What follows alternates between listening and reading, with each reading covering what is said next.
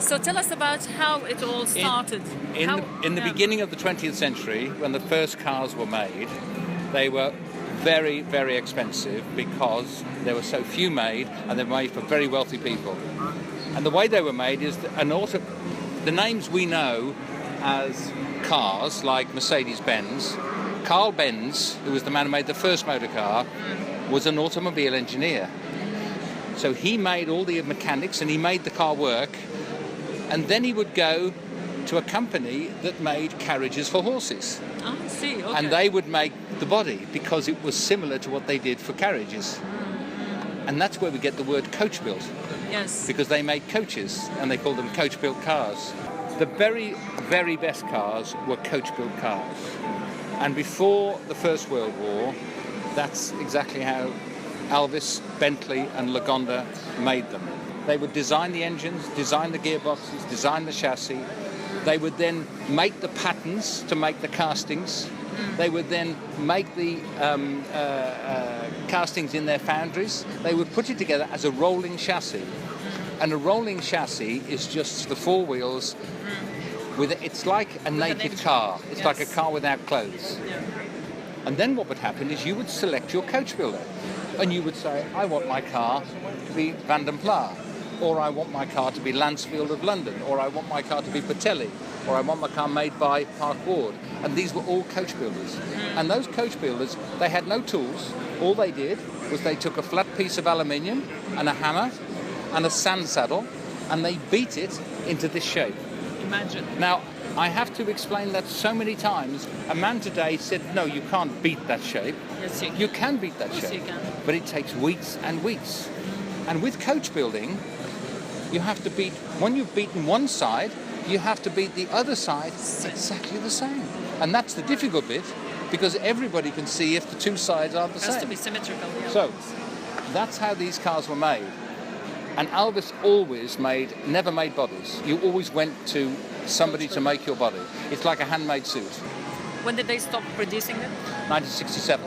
And then that's when the passenger division, which I own, we started to look after the cars for all the Alvis owners in the world, like Duke of Edinburgh, and they brought their cars to us. And in 67, if you had an old car, you were an eccentric. And when all the cars became very valuable, you were smart investors. And then when they went down again, you were an eccentric. I think at the end of the day, we all who love classic cars are called eccentric either for a reason or another. I'm not sure why, but we are. And so we restore about 200 Alvises a year in our factory. Wow. About 5 years ago, we saw that other companies who didn't own the brand were making replica cars. Oh, and really? Not of ours, Wow. but of other things like Bentleys. And Yes. people liked them.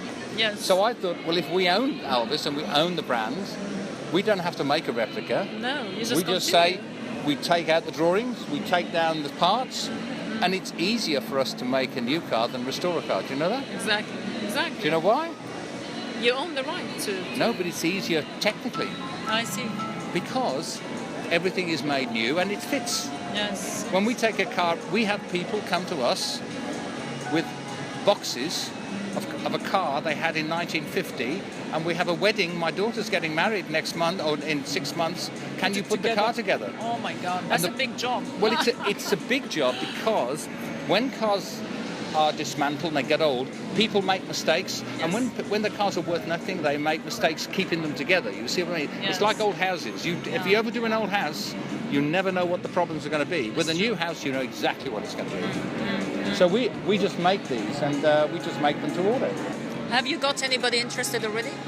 Well, we've made 3 of that car already in the last 3 years because we only make them one at a time That's to very order. We've made one for a Russian customer, one for a banker, and that's our demonstrator, which is left-hand drive. Oh, okay. Did any Arabs buy them of you? Not yet. Not yet. Not well, I yet. hope they do, But because you I have want to- them on my rally. Well, when people have to see cars. Yes. Yes. You can't sell a car by a video. no, you have to no, see it. you So have to we see spent it. the money to come to Dubai. Yes, yeah. Alpha Tame have been extremely helpful to us. They're our partners. That's good. And And these cars will be in Alvis Showroom for the next 3 months after this. Oh, fantastic. So and you're the not test taking them drives, no. Kevin Jones is going to put them in their specialist car showroom. That's a very good idea. And then, because I don't expect to sell cars off the stand. No. I expect people to take an interest. And order them and test drive them. So what is the price range, if you want to give us an idea? The entry level is just over 1 million dirhams. And they go right through to just under 2 million dirhams. Okay. So that car is just under 2 million dirhams. But it's got everything on it. Do you have an AC in it? Do I have a? AC? Air conditioning? You can have what you like. I see. So people can ask anything to be added? Because when you hand build a car, you can put in what you like. Okay. Our Russian customer wanted a period radio. Okay. And then he wanted at the back, he wanted an iPod player. Oh, cool. Yes, because you see, when you have skilled men, that's a nice then idea. we can do what we like. Yeah. This car drives like a 1938 car. Wow. And it needs a driver. You have to handle the car. Yes. It would be nice actually to have the feeling. But you have to make your contribution. The car expects you to make your contribution towards the experience. Of course, yeah. But we have people, when we drive these cars, people stop us because they can't see what they are from the back. And they stop us to ask you. It allowed to perform. That was the fastest production car you could buy in the UK in 1938. Wow. There was no faster car. They are beautiful. There's another important piece that you need to know. If anybody ever asks you what was the first supercar, that was the first supercar. The Alvis. And the reason is, in 1938, Autocar road tested that car. Okay.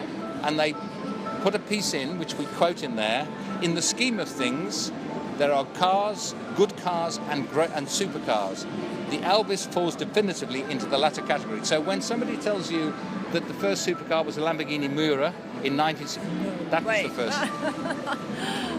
Okay, that's good to know. Yeah, it's nice. It's nice to know the history of the brand and how it started. I mean, they respect their classic cars so much in here that they don't want to drive them even. No. They want to display them, and I'm trying to break that rule in here and tell everybody, come on, you should be driving these cars and tour them. The concept for this part of the world is you can have what you want. In other words, you don't have to have what the manufacturer says. Yes. You say, we've got books full of bodywork, and you can choose whichever body you want. That's fantastic. So there's lots of options in there for them too. You see, ever since computers made cars, and they went into a wind tunnel, they all look the same. Yes. And so if you have your Lamborghini, your Porsche, your Ferrari, your Mercedes, special cars, you have to go and look at the badge to see which one it is.